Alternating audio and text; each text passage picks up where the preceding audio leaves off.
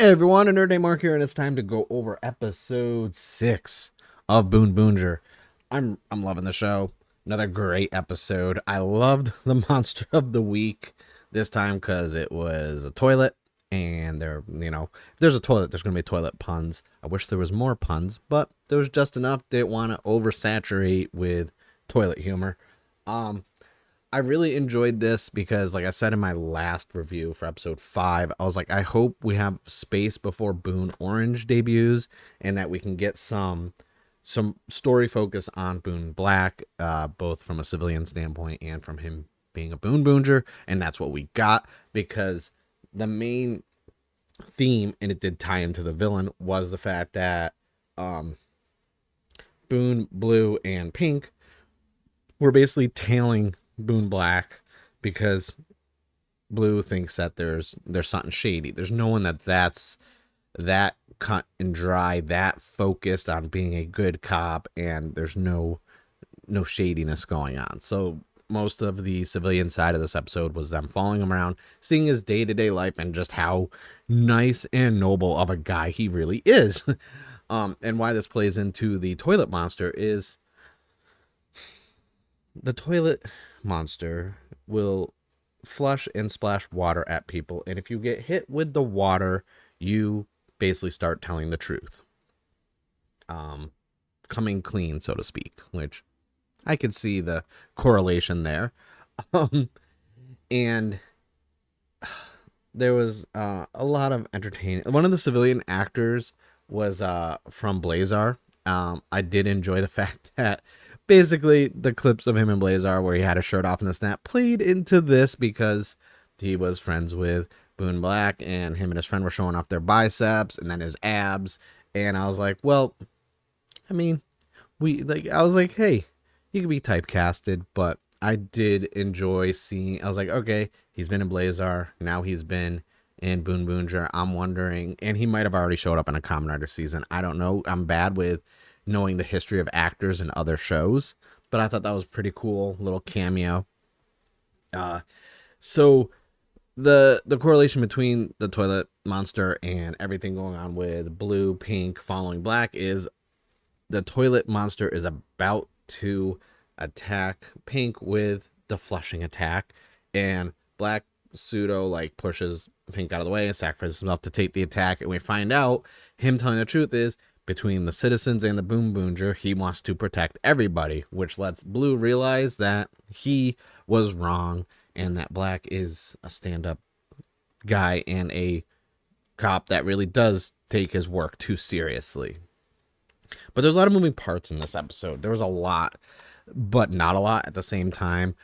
We did get the arrival of our commander, Mad Rex, and a majority of the episode was Mad Rex fighting Boon Red one-on-one, which I was thoroughly entertained with a lot of the action. I was always curious because we saw it in the first episode. We see glimpses here and there, and I was like, okay, we got to see the tires that are on the shoes and on the back of the suit in action some more. And they were, because at one point he was attacked and he's flying back and he activates those tires, and they kind of make a hovering effect to stop him from flying back and falling.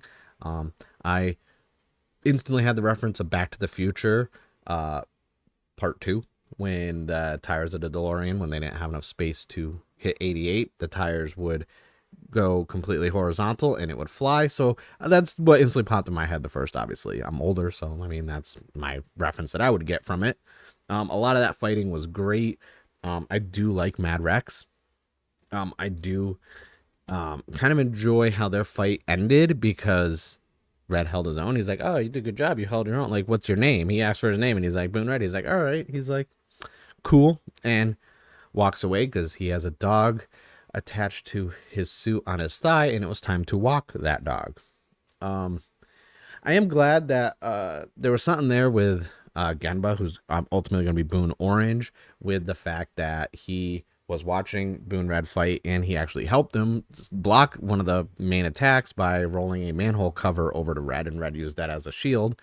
But something about the way he repeated our general or commander's name when he walked away, I was like, okay, he's either gonna search into something, or something about that was familiar to him. I'm not sure. We'll find out, obviously.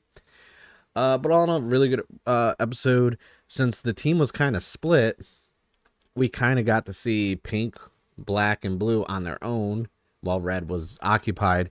And I was always curious, like, okay, so if Red's not there, who's going to pilot the trailer?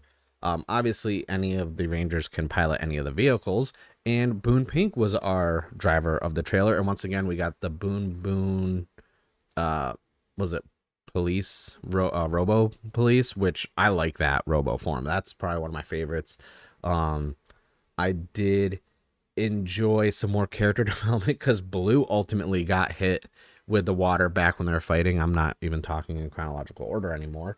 And one of the cool things about that was Blue started basically apologizing to Black, being like, you really are, a good cop, and you aren't, hiding anything. And he's like, please forgive me. But then there was another scene after they finished off the toilet monster where they were all celebrating, and even Moon Blue was like, this is cranked up, this and that, and he was all excited, raising his fist, and then Pink instantly noticed and was like, and then instantly Blue just goes into his little, serious pose, and it even led to them back in their headquarters taunting him about it. And I thought that was great. It was just an overall fun episode. I do like that, obviously one of the things that was talked about that hasn't fully was there was some sort of meteor or alien ship that was on a collision course with Earth because Taya brought the ISA lady a thumb drive that was going to upgrade their satellite systems to detect any Hesh aliens that were basically about to come to Earth or on Earth, or any spaceships and this and that. So I was like, I thought that was a cool little development, which I'm sure that will play into more of the story later on, especially with the, Boonboomgers working with the ISA and Boon Black and everything else. But overall, a fun episode. I'm really enjoying the show. Obviously, I'm waiting to consolidate all of my Bai stuff so I can get one big box coming in. I did get some more Boonboomger stuff as well as some Kamen Rider stuff, so I'm really excited for those to come in so I can do a video about that. But overall, like I said, just a fun episode. I really enjoyed it. I'm trying not to do really long reviews. I'm trying to keep them short, like a review shouldn't be the same length as the episode, you know what I mean? That's why I'm not doing play-by-play too much. But no, after everything with King Ozier, and now we're 6 episodes into Boonboomger, I'm really enjoying this. I do love the practical effects. I do like a lot of the location shots and actual just grounded action. It's really good without the green screens. I'm all in on this show right now. And as of right now, I'm hoping it stays the same. But let me know what you think of this episode in the comments below. Don't forget to like the video, subscribe to the channel, all that stuff. I noticed I got some more subscribers. I mean, trying to get more videos out. Just been, this time of the year, so busy with tax season and work and everything else. So I'm hoping to get some more videos out. I got some more toy reviews I have to do. But I thank you guys for watching, and I'll see you guys in the next video.